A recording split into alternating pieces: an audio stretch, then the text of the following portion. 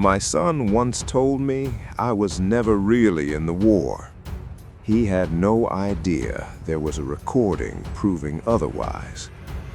The comment wasn't meant to hurt, but it did. We were sitting at the kitchen table, evening light coming through the blinds. My son had just finished a school project about military heroes. "You were in logistics, right?" he asked casually. "So you weren't really in combat?" I didn't correct him. For years, I had let people believe that. It was easier. I served in communications command during the war, not infantry, not special forces. I worked behind secure doors, wearing a headset more often than body armor. From the outside, it didn't look like much. No medals displayed in the living room, no war stories told at family gatherings, just quiet service. My son admired soldiers who carried rifles into fire. I understood that. But war isn't only fought with weapons, it's fought with decisions, and sometimes with a single transmission. Years ago, during a night operation overseas, one of our units walked into an unexpected ambush. Enemy fire pinned them down in a narrow valley. Radio traffic became chaotic, overlapping voices, partial coordinates, panic bleeding through static. I was monitoring the line that night. The commanding officer on the ground was wounded. The second in command was disoriented. Artillery support was available, but the coordinates being relayed were wrong. Off by less than a mile, but in war, less than a mile can mean disaster. I remember the moment clearly. My hand hovered over the confirmation switch. If I approved the strike based on the incorrect grid, we risked hitting our own men. If I delayed too long, they would be overrun. There was no time to debate.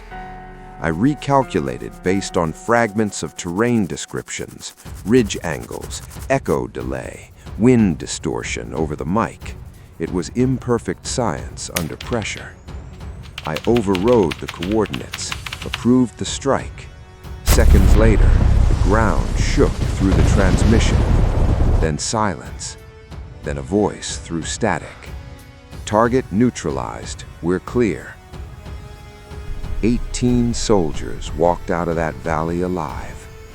The report listed it as a corrected artillery authorization. My name appeared nowhere. That's how it works sometimes. You do your job, you go home. You don't explain. Years later, my son found an old storage box while helping clean the garage. Inside were sealed service records and a digital archive disc. Curiosity got the better of him. He asked what it was. I told him it was nothing important, but he insisted on listening. We sat together at the table. He pressed play. Before we get to what happened next, please like this video and subscribe. These are the kinds of stories we tell here. Static filled the room, shouting, grid coordinates being repeated in urgency.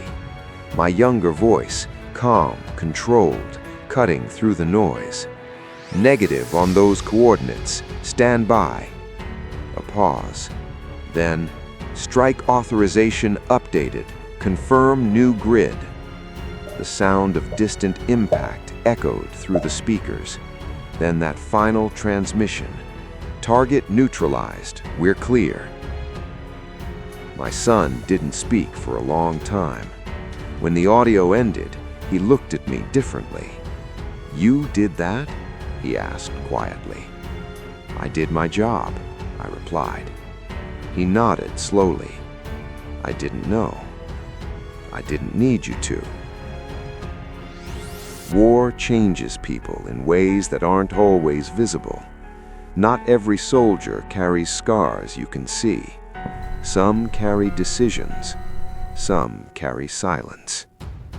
That night, my son asked more questions than he ever had before. Not about medals, not about glory, but about responsibility. And maybe that mattered more. Because heroism isn't always on the front line. Sometimes it's behind a headset. And sometimes it's heard years later in a recording that finally tells the truth.